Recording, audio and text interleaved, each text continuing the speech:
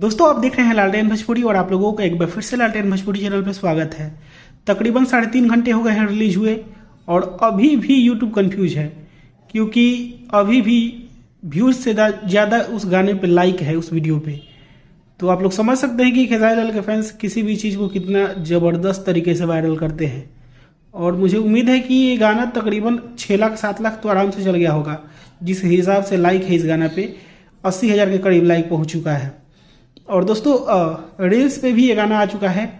अखिलेश कश्यप जी ने अपने टीम के साथ, इवन विवेक सिंह भी रील में है। उन लोगों ने रील वीडियो बनाया है इस गाना पे। बहुत ही ज़बरदस्त तरीके से ये गाना वायरल हो रहा है। रील पे भी अगर जो लोग बनाते हैं अब बना सकते हैं, गाना आ चुका है रील पे। तो देर किस बात की, जाइए और मचाइए, बवाल मचाइए।